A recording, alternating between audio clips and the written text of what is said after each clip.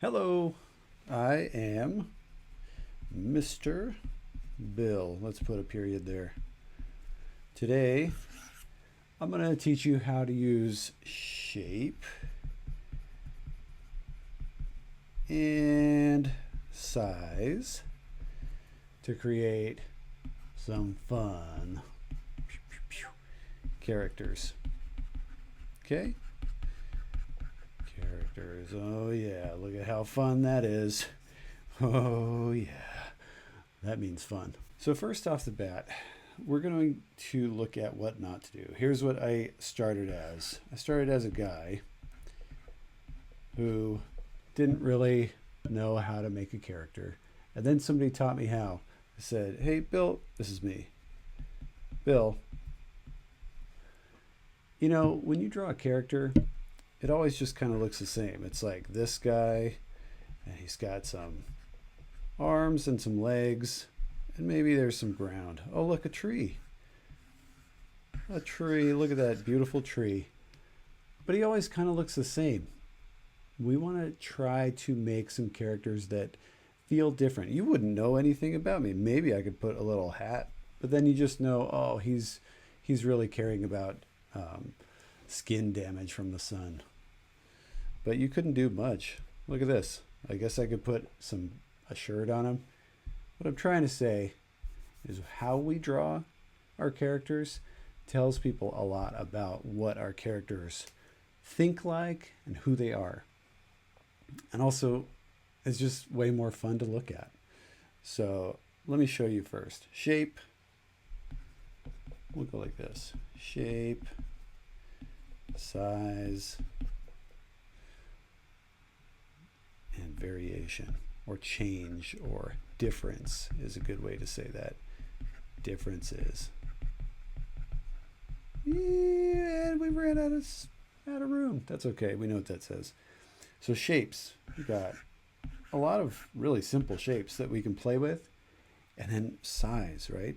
So small versus big. It's like my favorite thing. Small versus big, right? And we'll see why. And then how varying these things or making these things different on each character is going to really help us. We'll start with, let's make a silly character. We'll just use like a really simple circle, right? If we have a circle and we know that we're going to make a face on there, right? Now, even just that simple bit that I did right there, I made a very large circle, but I made a very small face within that circle. Kind of makes him look cute or her cute without really doing much else. Well, if I take another shape and I change the sizing, right, the proportion, I'm going to go like this. I'll take a rectangle and I make a little tiny, look at that little tiny rectangle underneath that big circle. It already tells you something about, well, this is a very top-heavy character.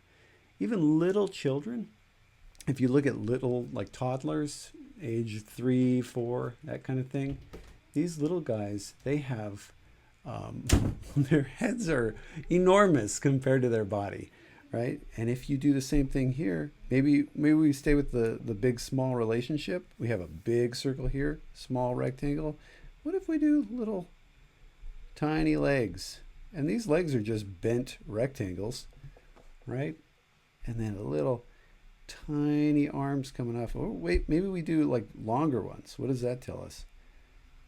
Ooh, little long arms. Now, these are just our general, like basic shapes, right? We made two rectangles that we kind of bent, right? And we'll put some little tiny feet, and some little tiny hands. Little tiny fingers. That's what I meant. Little tiny fingers.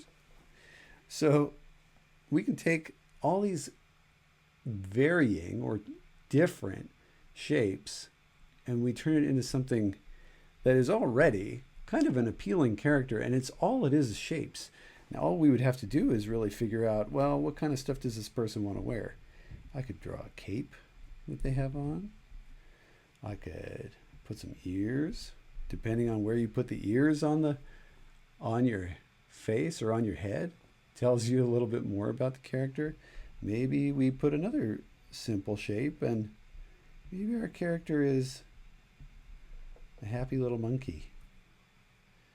And we'll put some fun little hair on this monkey. Maybe this monkey's parent made some difficult decisions and gave him a mullet. What do we think about that? I think a mullet, and maybe just they shaved the sides right off the bat, and now Monkey is really worried. Not that he has to be worried. Monkey's personality is going to take him pretty far. He's also going to wear some sweet bangles on his arm. And you know what? Homeboy loves bananas. So he is going to have a shirt with bananas on it. And he pulls his pants way high and uses, now these are all just shapes, right? We can zoom in here. This is just a square, rectangles. Color that in and look at what we have. We've got ourselves a little belt. Oh no, Monkey, you've made a poor decision. Don't wear your underwear outside of your pants. It's going to make you sweat. Oh, sweat. He's got sweaty armpits now. So look, just using some simple shapes, a circle. Look at that. This guy right here is just a half circle, right? We cut it in half. A rectangle for the body. Some long rectangles for the arms that we bent. And we played with the sizes. We went big, small, small, big. It's so simple when we really break it down. And that's what I hope to teach you. How to use simple shapes and proportion to create some pretty interesting characters. Now we have to name this guy. I'll let you guys name him. Thanks.